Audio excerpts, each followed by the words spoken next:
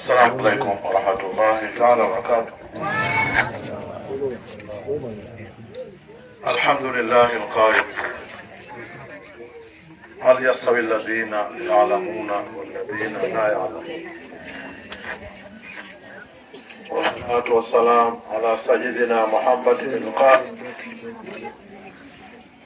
اطلبوا العلم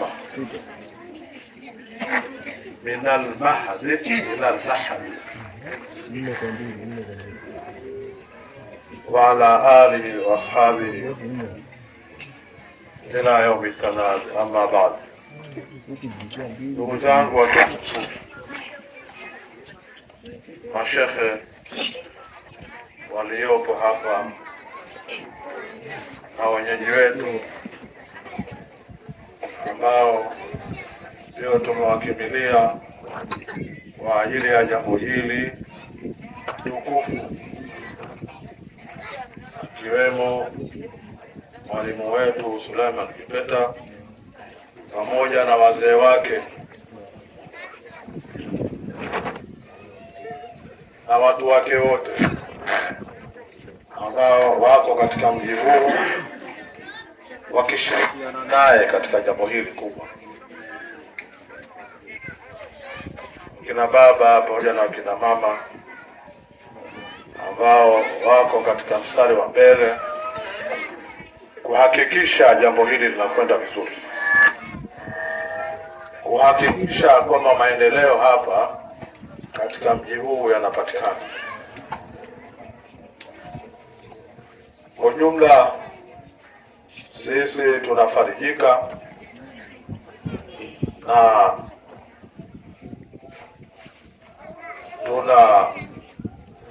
tunaona fahari kubwa wakati tunapoyaona mambo haya yanaendelea vizuri. Tunafarijika sana kwa sababu jambo hili ndiyo jambo ambalo tunatakiwa sisi Waislamu wote, wala si wa mji huu, kufanya na kushirikiana ili kheri ipatikane, na kupatikana kwa kheri ndio mafanikio ya Waislamu. Kupatikana kwa kheri ni kumuona kila kijana, awe wa kiume awe wa kike, anajua Uislamu wake.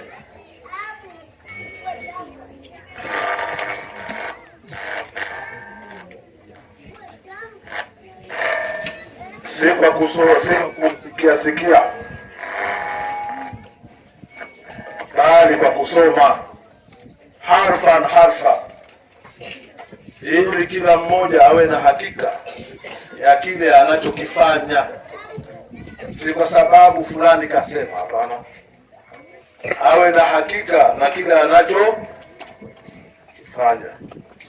Hayo hayawezi kuwa ila ni kwa kukimbilia katika maeneo kama haya. Haya ndiyo yatakayotuweka vizuri mpaka tukaweza kufanya jambo ambalo hata mwingine akija hawezi akakubabaisha. Mwingine yote akija hawezi kukubabaisha. Hayo ndio tunataka sasa, kwa sababu una mashiko, una maraji, unakula kitu ambacho wewe tayari umekiona. Nani akubabaisha? Nani akuyumisha? Wewe ukayumba.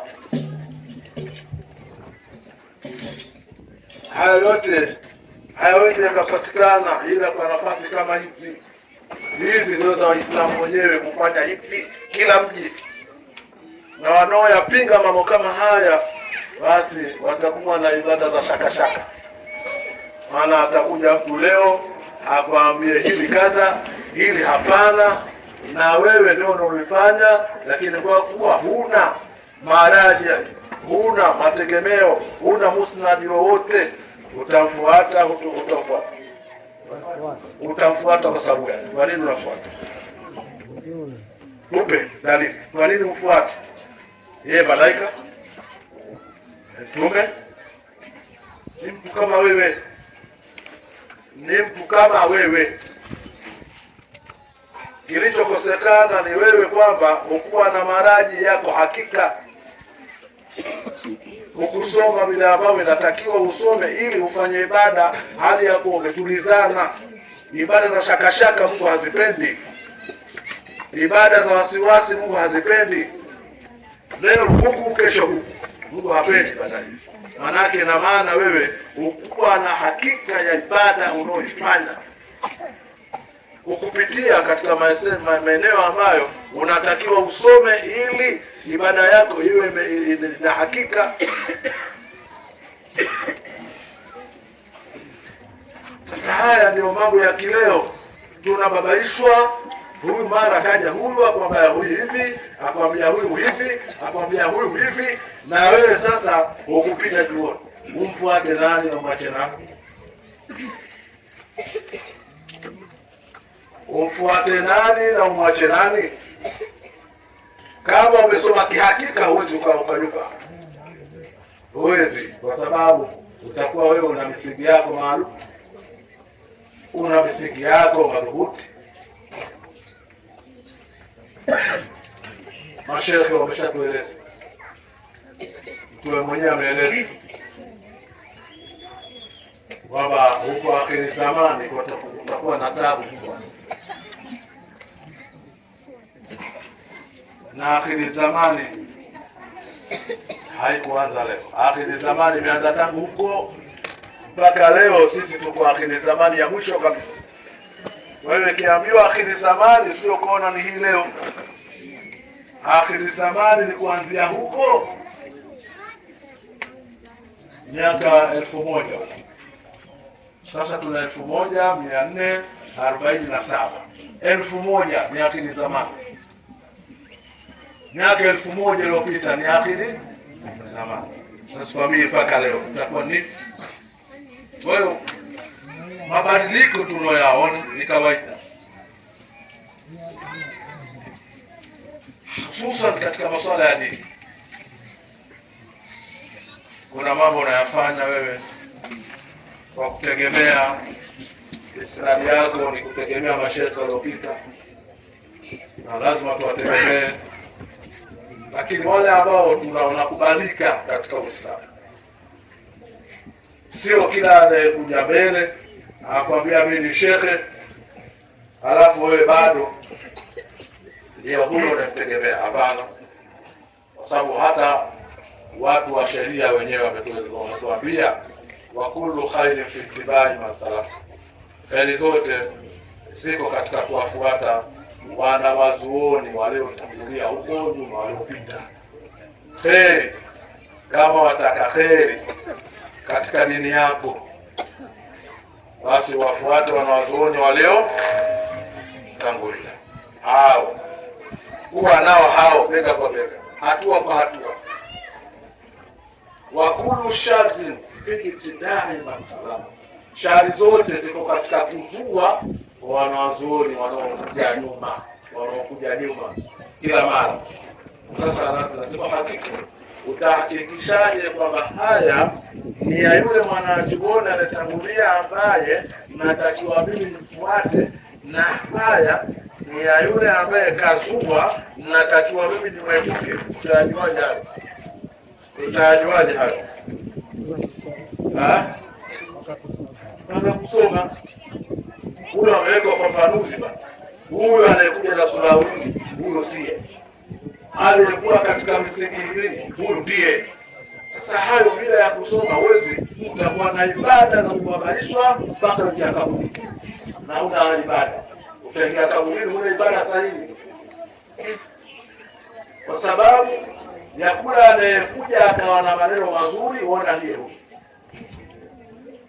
ndiye kwa vigezo gani? Na vigezo vimewekwa. Ndio maana tunasema kwamba jambo kama hili sisi kwetu ni fahari kubwa, kwa sababu lazima waangaliwe vijana hawa. wawe na hoja za kutosha, hata kwa wakati wa ni wakati wa hoja. Huko nyuma ilikuwa mambo mjadala hayatakiwi sana. Mjadala ni kwamba wafanya hivi, mara majadiliano ili kwa nini, ili kwa nini. Lakini mjadala kama ni kwa kusoma hauna ni nzuri tu, wakisoma wanafunzi. Ili hebu tuangalie katika Musnad Imam Ahmad nasemaje jambo hili, Sahih Muslim nasemaje, Sahih Bukhari nasemaje.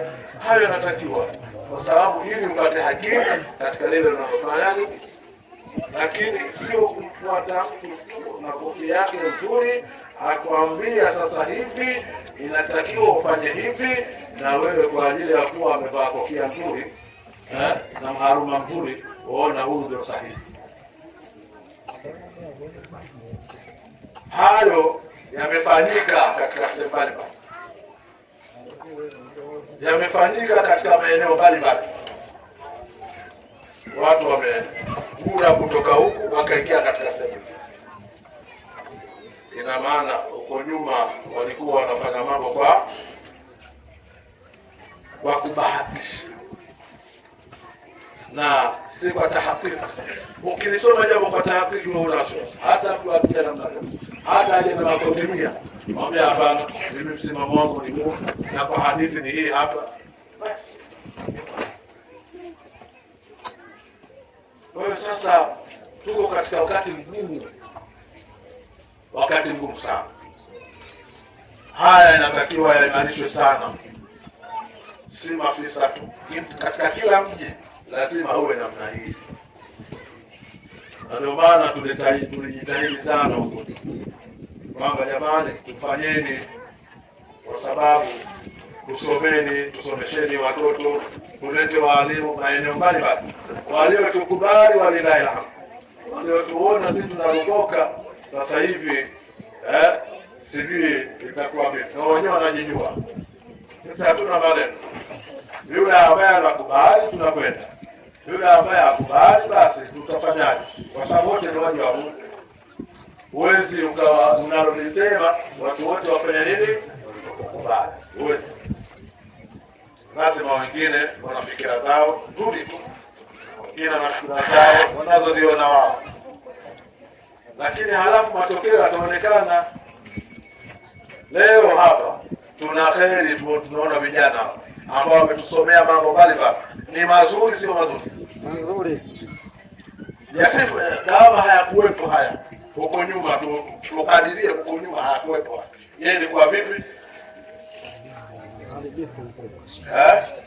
Silikuwa ni hatari hao.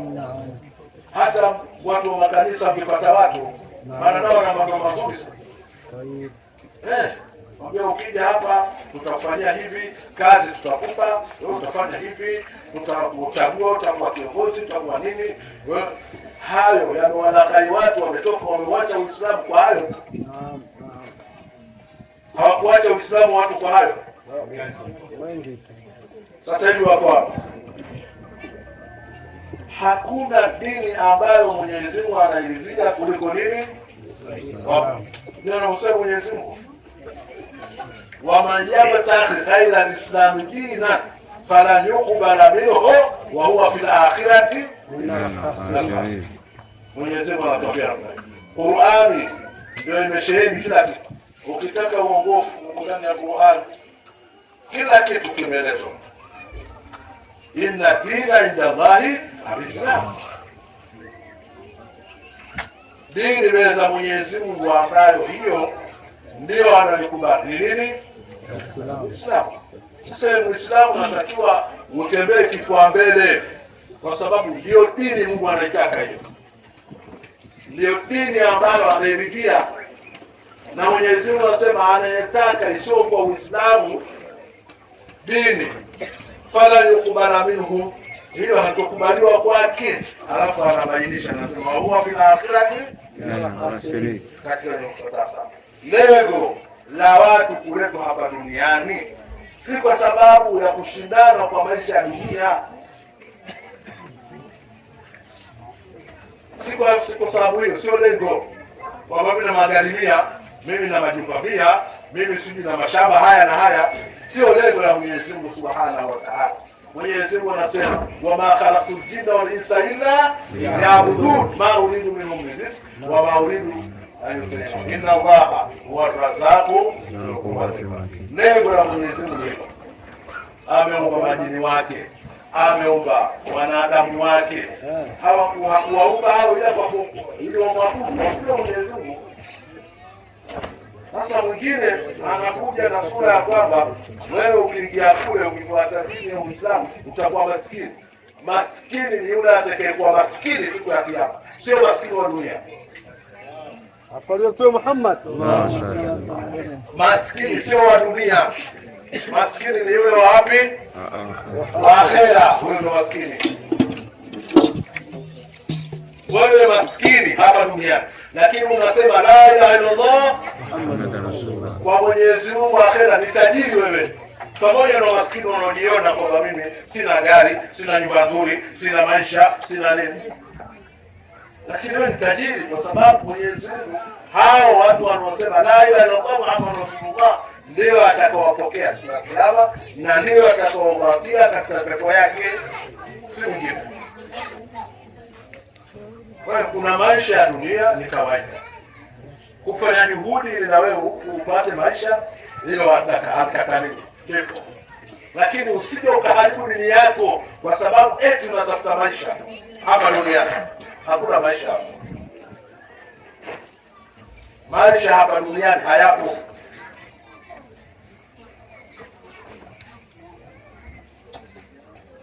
Mwenyezi Mungu anasema inna dara al-akhirah la hiya al-hayawan. Nyumba ya akhera ndio uhai. Akhera huko ndio uhai, sio hapa. Hapa hakuna uhai. Uhai wako ambao unahesabiwa kwa miaka kadhaa unaondoka. Uhai gani huo? Na uhai mzuri ni ule ambao ukishafika kwenye maisha mazuri ufi. Uondoke tena. Uumwi tena. Hakuna kukohoa, hakuna homa ya kuharisha, hakuna sijui nini. Huo ndio maisha. Lakini hapa upate kile utakachopata, pata kile utakachopata, alafu angalie kwa mwaka mzima. Utakwenda hospitali wewe. Wafuatane. Unaopata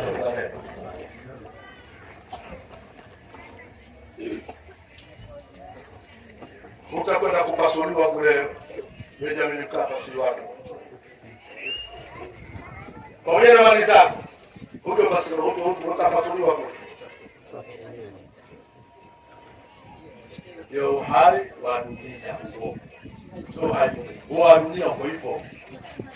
Kila unaona na magari na nini, lakini kila siku hao ndio hao wapishana hospitali. Uende huyu mara hii. Naam. Kuonyesha kwamba dunia sio mahala. Katika viumbe alivyoumba Mwenyezi Mungu, halafu asibitizame ni dunia. Mwenyezi Mungu alipoumba dunia, akaiangalia halafu akaitukia. Hakuitizama. Lakini akhera huko walilahi.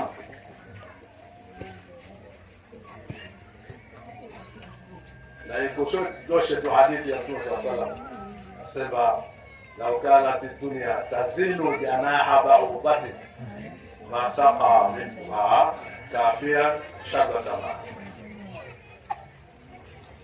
Dunia lau kama inalingana sawa na ubawa wa mbu, ubawa wa kwa thamani, kafiri asingepata konzi ya maji. Asingepata konzi ya maji. Konzi ya maji ni hii hapa. Hiyo umemshika. Anapiliwa maji hapa kiganjani hapa, alafu kama dunia ingekuwa inafanana kwa thamani na ubawa nini? Wa mbu. Asingepata.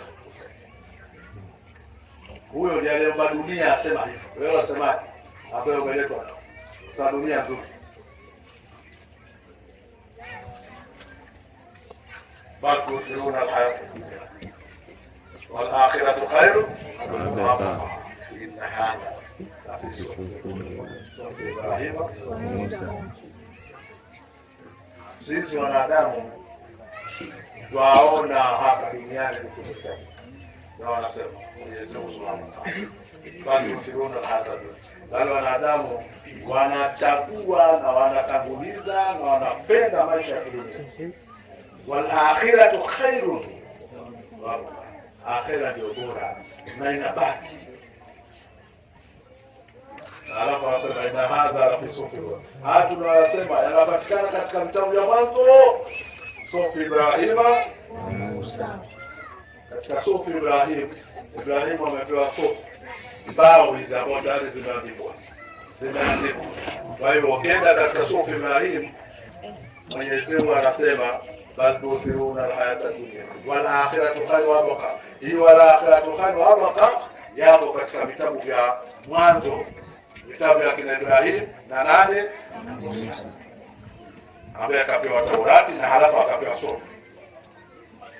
Hayo yote yapo. Lakini sasa kwa kuwa kila tunapokwenda katika wanadamu, ulimwengu unapoendelea, wanapatikana watu wachache, watu wachache wanakumua ukweli, wanamuanganya wewe. Sasa tunafuata hao ukiacha Qur'ani tunafanya. Kwa hiyo sisi Waislamu tunacho kitabu tukufu, tukisomesheni sana, tukisome sana. Ilikuwa ni jambo jema baina al-maghrib wal isha, wazee wanakaa pale, mwalimu anawafundisha aya moja moja kuhusu nini tafsiri yake. Wasikae kwa ajili ya malumbano na majungu. Mko pale mtu anafundishwa aya moja moja. Mwenyezi Mungu anasemaje kuhusu aya hii? Kuanzia magharibi mpaka isha umepata aya ngapi? Hata upate 2 3 tayari umejua makusudio ya Mwenyezi Mungu kwa aya hizi. Tunafanya hivyo tumeshajua. Ana sisi wanadamu ukipata roho hivi kiasi tu, kwa sababu ni shehe tayari kashaki, wala sina haja na mtenda nibeni. Na Mtume sallallahu alaihi wasallam anasema utulibuna ilma min al-mahdi ila al-lahd, tafsiri ilmu kuanzia utoto wadogo kama hivi mpaka unaingia kaburini, unasoma mpaka unaingia kaburini. Unafanya nini? Kuna kusoma kwa ibada. Unapokuwa uko chuoni, wewe unasoma ibada, unapata kheri shahidi kwa sababu unasoma. Leo sisi yani nisemeje, lugha nzuri ni kusemaje? Ewa, sisi leo tumeridhika. Kijisafina kimoja ukipita hicho, walilahi wassalam, wewe shaka mkubwa, hutaki tena. Na anayekuja kusomesha hapo, wewe unafuata nini? Ukijamateni wewe unafuata nini? Unasomesha nini? Nasi tayari tusemasha jambo.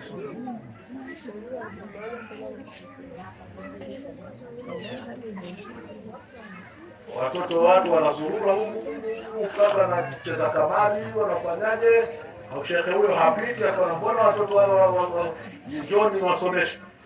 Lakini njoo wewe sasa useme, jamani mimi hapa nataka kuwasomesha wale watoto wanacheza kamari, wala wanarukaruka pale.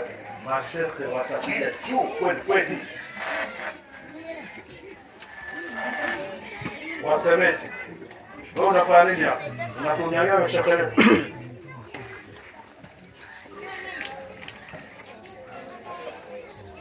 Ni sahihi. Tunazungumzia kwa sababu hayo lazima tuyaseme, kwa sababu si hapa tu, nasema hata tunapokwenda hivyo na tunapokwenda kokote tunasema hivi. Kwa nini? Kwa sababu ni hali tunaiona, alhali kwetu tunasema hali ya baharini inataka kwamba ndio inavyokuwa. Lakini sasa Mwenyezi Mungu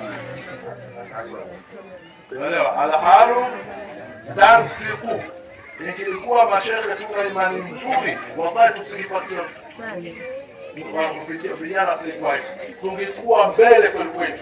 Kila mtaa ingekuwa imani zetu za takwa na ikhlas kumwogopa Mwenyezi Mungu Subhanahu wa Ta'ala, hivi vijana wetu wasikuwa hivi mpaka leo.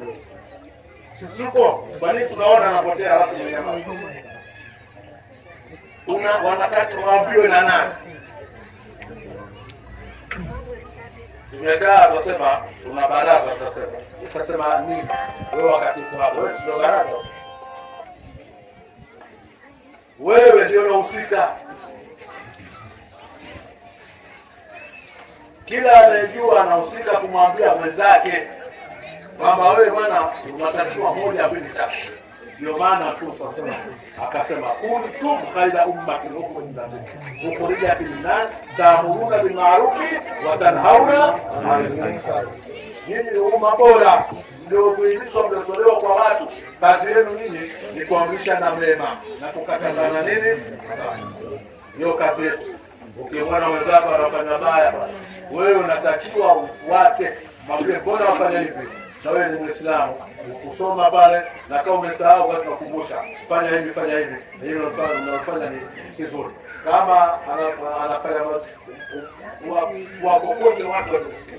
Hii ndio nafasi. Kila mmoja hiyo tutenda hivyo ndio tutafaulu. Na kwa nini tunasema watu wasome? Mwenyezi Mungu Subhanahu wa Ta'ala alimwambia mtume wake, akamwambia walau taqawwala alaina ba'd al-aqawil la akhadna minhu bil yamin thumma laqata'na minhu. Maana kama mtume anazua baadhi ya maneno sio yale tuliomwelekeza, tungemwadhibu kwa nguvu, ala tungemkata mshipa wa moto afirie baada. Walau taqawwala alaina ba'd al-aqawil la akhadna minhu bil yamin thumma laqata'na minhu al-watil. Watil ni mshipa ukikatwa unakufa sasa hivi. Lau anazua, mtume anaambiwa lau anazua, yani ni kwamba anatakiwa ayaseme ni nani? Akizua Yesu tuliokolewa.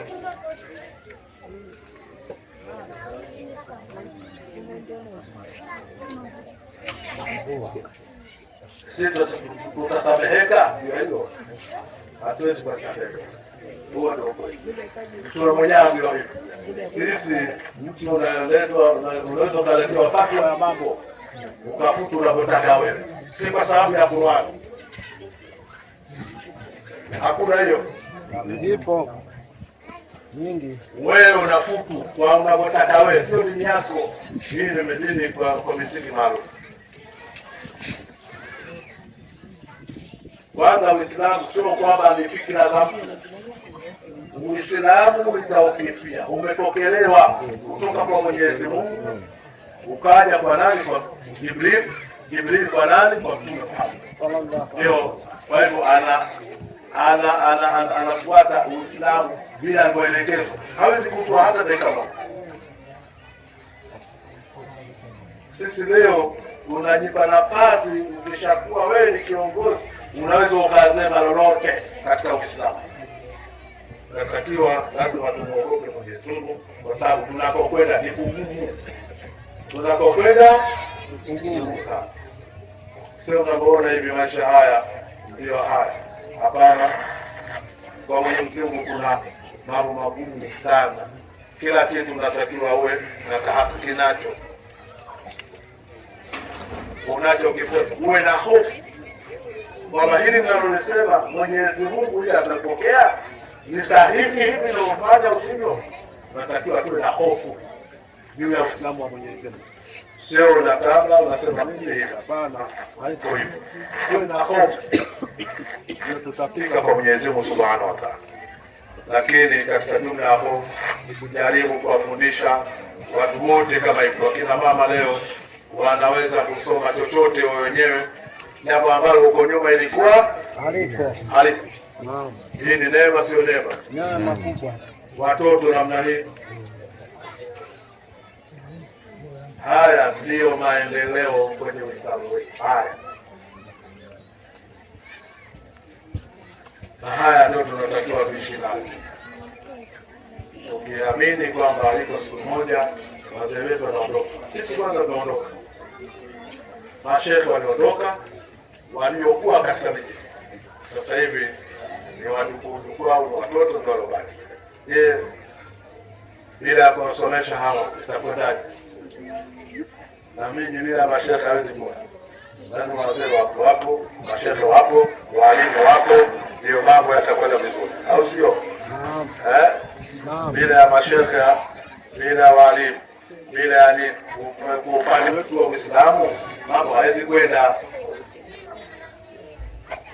Kwa hiyo inshallah Mwenyezi Mungu atujalie katika Uislamu wetu, atuongoze ili tuweze kufika pale mahala ambapo tutakiwa na tupata radhi za Mwenyezi Mungu. Na Mungu hastakiwi siku tukiana haitaki. Mwenyezi Mungu Subhanahu wa Ta'ala anatuelekeza katika surati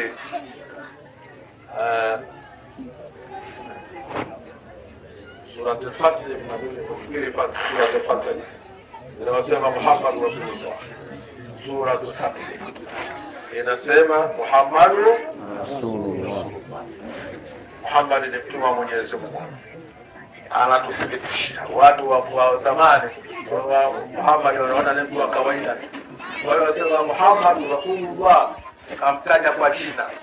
Na katika Qur'ani hakuna sehemu ambayo ni chache sana mtume wetu kutajwa kwa jina, ila sehemu ambazo kuna maelezo rasmi atatajwa Muhammad.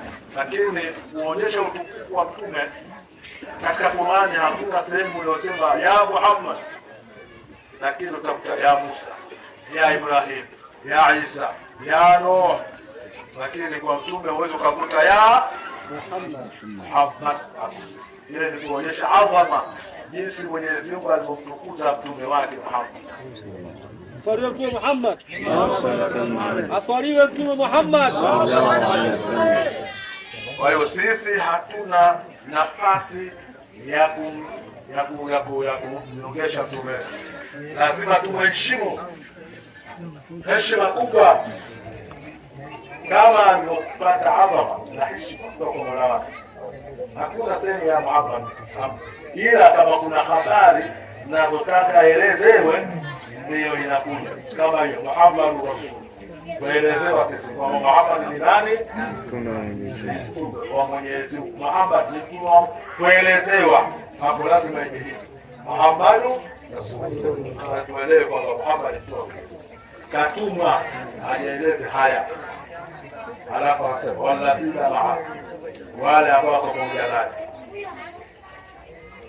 Ya Muhammad alikuwa na maswahaba na mpaka leo ni watu waliopo, ni walladhina ma'a mpaka leo, wale waliokuwa pamoja na nini na mtume. Ashiddau ala al-kufar, ni wakali bila nani makafiri, lakini makafiri leo tumekuwa ni ashiddau ala anfusihim, ni wakali bila nafsi zetu sisi Waislamu. Kwa Islam sio ashiddau ala nini. Kwa nini?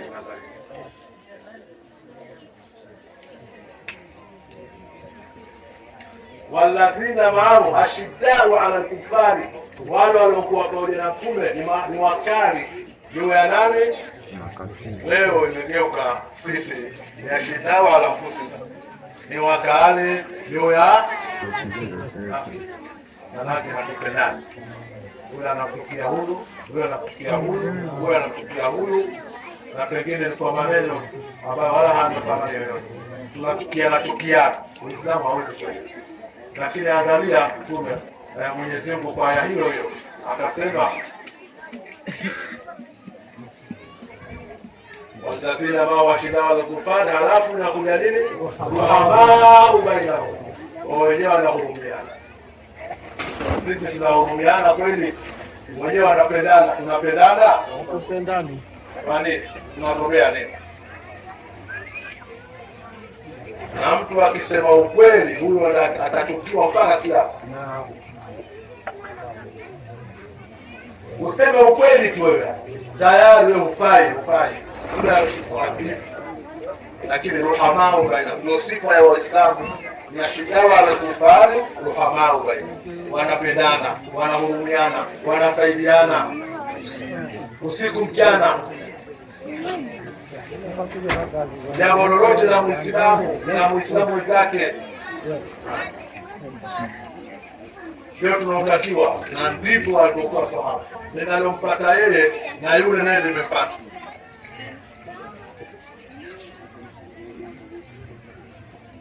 Ndivyo alivyoeleza pia kutokana na hiyo.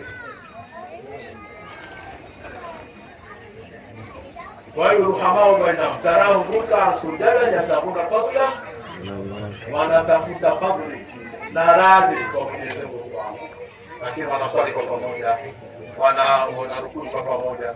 Ndio Uislamu. Kwa leo sifa hiyo imeondoka. Kwa hiyo tunatakiwa tuitafute ili tupate katika.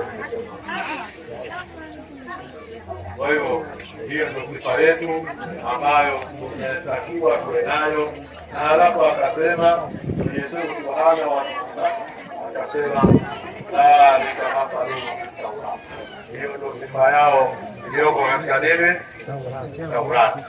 Taurati inaeleza namna hiyo kwamba Waislamu sifa yao ni kupendana, sifa yao ni kuhurumiana, na yule mwenzake ndio lake, na kwake na yule mwenzake ndio hivyo kwa. Lakini leo mwenzako akipata tatizo ndio vizuri bana kazi. Kwa hayo ni katika mambo ya Uislamu. Tunatakiwa tupendane, ila yule atakayekuja kwa kinyume, yule ambaye hatakuja sio hivyo, hapo inakuwa si vizuri. Unaweka uzuri kama tarafu fi Tawrat fi Injili kadhalika akhraja shakau fa'adhalahu kadha wa kadha ala yu'jibu zuraa yaghiba bil kufar وعد الله الذين آمنوا وعملوا الصالحات منهم مغفرة وأجرا عظيما. وإن شاء الله tutaraji malipo kwa Mwenyezi Mungu Subhanahu. Na sisi tukazane kuwafundisha watoto wetu, kuwafundishe katika dini, kuwafundishe na sisi wenyewe tuwe kimoja, tuwafundishe kama hivyo, ili tuweze kufika mahala kwa Mwenyezi Mungu Subhanahu wa Ta'ala. Ndio lengo, hiyo ndio lengo.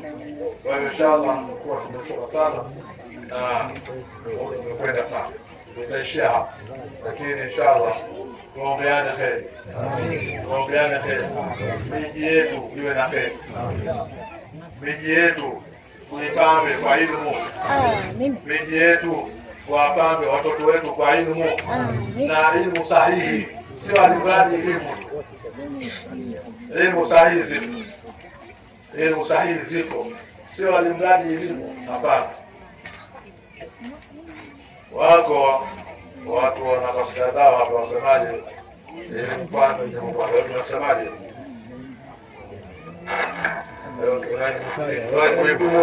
kwanza elimu kisha matendo yaliyosaidia. Elimu kwanza, elimu kisha matendo yaliyosaidia.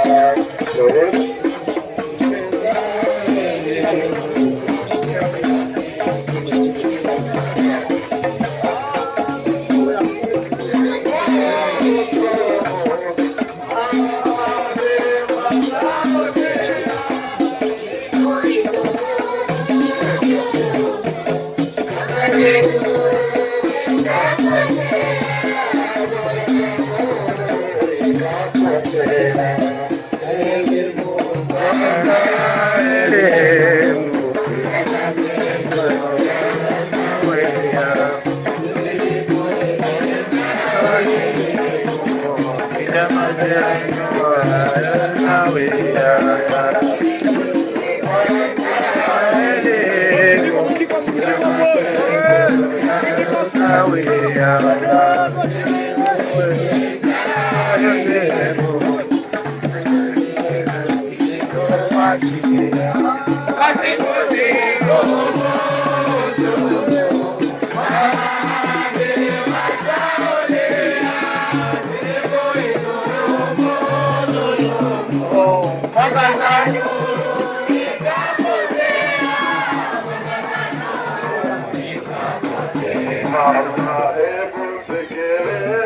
Mwanadamu usije ukapuuzia, tunayoyaeleza ni muhimu na ijaza tunayokupatia.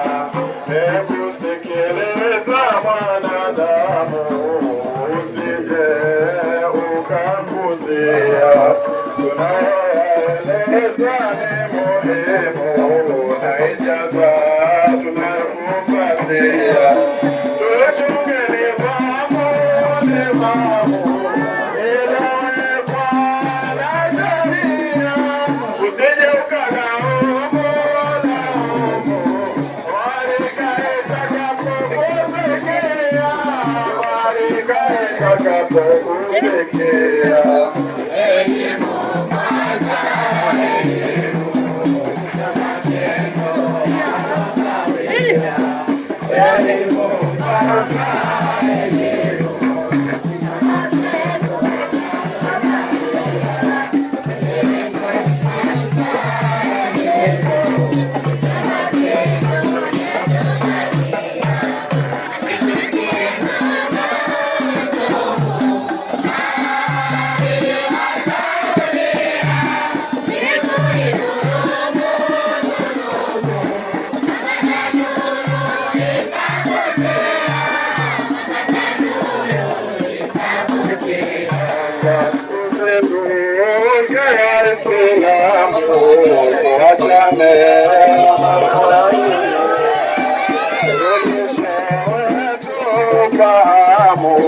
Mabaya kuyakatalia, tusiduke Waislamu, tuachane na mambo ya dunia, turudishe tufahamu mabaya kuyakatalia.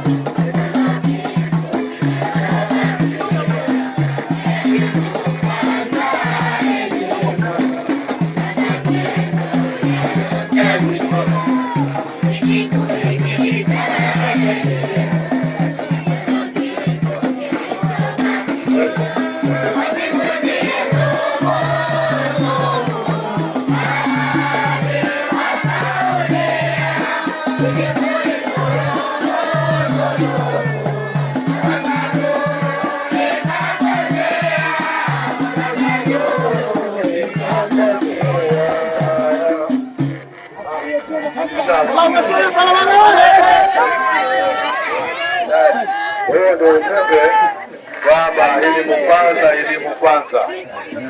Kwa sababu bila elimu matendo yetu hayawi sawia.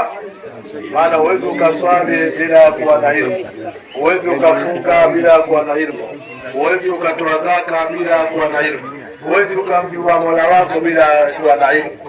Na mwisho usifuate watu wa Saudia. Unaelewa? Sio wote, lakini wale wanaokuja akatwambia maulidi ni nini? Bidhaa. Hao ndio tusifuate. Sio watu wa Saudia wote kwamba ni wabaya, hapana. Wako mashariki kule, wako watu wa kule Saudia, lakini wale wanaokuja na nembo kitima haramu, maulidi hafai, sujudini haifai, soma ili ujibizane nao. Hao ndio tunataka tusome. Na mpaka wanawake nilisema kwamba fundike hoja, wamefundishwa. Mnazijua hoja za kuwarudi wanaokataza maulidi? Wakina mama mnazijua? Mbona haitiki bwana? Haitiki kwa sasa. Mnazijua hoja za kuwarudi mawahabi? Afadhali. Tunaona haya kwa sababu anaume. Hii ndio inatakiwa kwa sasa, kwa sababu dunia imeharibika. Bila ya kukazania sisi dini yetu tukanyang'anywa mikononi. Utaambiwa maulidi hafai. Wewe alikuletea hili nani? Na maulidi ni kuadhimisha mazazi ya Mtume wetu Muhammad sallallahu alaihi wasallam. Siku yake tunashereheka kwa sababu katuletea jambo kubwa la Uislamu. Leo hiyo ni haramu, utakuwaje? Lakini mtu mwingine akifikiwa hakuna haramu. Basi ngapi mnafanya? Wana hatuambii hizi haramu. Basi ni mazazi. Mtu anamsherehekea mwanawe kaenda Ulaya huko kasoma na nini, anamfanyia hadhara yani, lakini Mtume Muhammad hayatakiwi. Kwa nini? Hayo ndio tunatakiwa tusome ili tuwetukia akili, tusinyang'anye Uislamu wetu mkononi. Wewe wajifanya Uislamu, kumbe unanyang'anya Uislamu.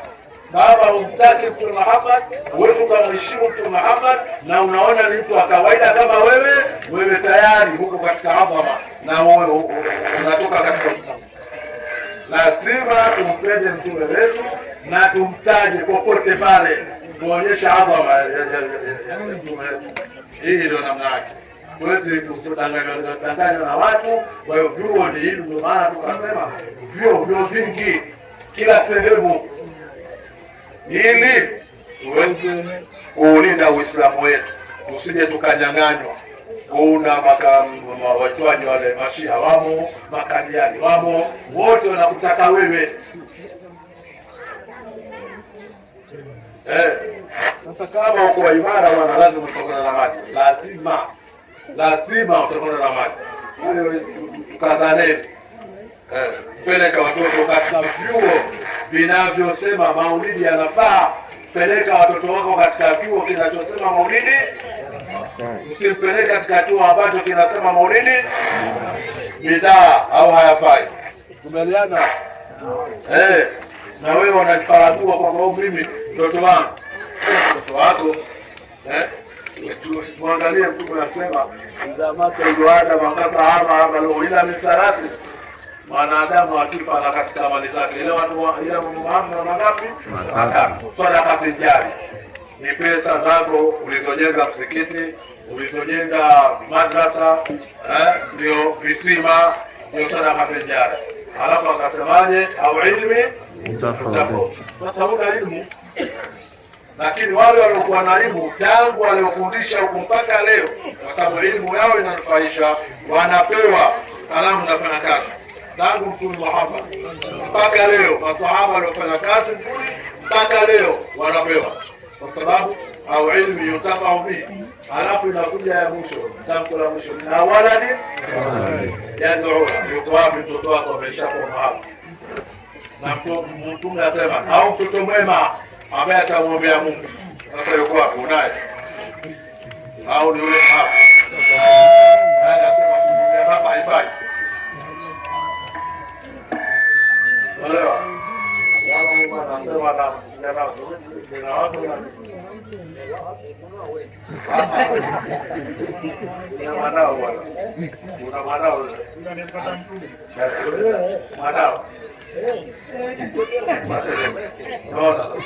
amemwachia mpaka sasa imekuwa ni Muhammad. Wale wakifa askaraji kwamba atapata hawezi kumwombea au wala ni salihi au mtoto mwema ambaye atamwombea Mungu. Sasa mtoto mwema nani? Tuangalie ni wale wanaosema lazima tuombeane, Krisma zipo, maulidi hapo, huyo ndio mtoto mwema. Lakini watakasema kwa maulidi hafai, huyo ni mtoto mwema kweli? Kumsomea na kumwombea baba yako haifai, huyo atafaa kweli mtoto mwema huyo? Wewe ukutaka mtoto mwema. Haki ya Mungu wewe una. Usifanye maskhara. Hii si maskhara. Nakwenda watoto wanakuwa mahali wachekacheka, mwanangu Hamza, tukia mpaka kiama. Si mtoto huyo, wewe uliomzaa kwa namna zote, lakini ukifa hawezi kuombea. Wali umepata shida usiku na mchana, kumuuguza na nini, mpaka amezaliwa leo asema baba akifa hakuna sababu ya kumwombea. Ndio mabudu yake.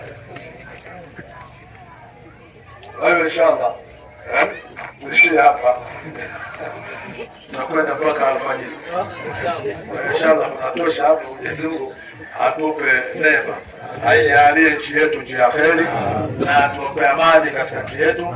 Na chaguzi zinazokuja Mwenyezi Mungu atulinde na atuhifadhie amani zetu, tuchague kwa amani bila matatizo yoyote, kwa sababu amani ndio kheri yetu katika nchi yetu. Bila amani itakuwa hatuwezi kusoma maulidi kama hivi. Wengine wako milimani huko, wako milimani wachekeshi. Juzi kule kwetu Simundu ilipita ndege sijui ya jeshi, lakini hayo makelele yake mpaka mbuzi wanakimbia. Mbuzi wanakimbia. Wanadamu sikwambii, ni mgurumo kule jinsi ninavyokwenda. Watu walikimbia, mbuzi wakakimbia, akatoka matakani wakimbilia huko watakajifadhi. Kwa hiyo amani ni muhimu sana. Mbuzi wengine anasema wao wanaingia msikitini wanaomba.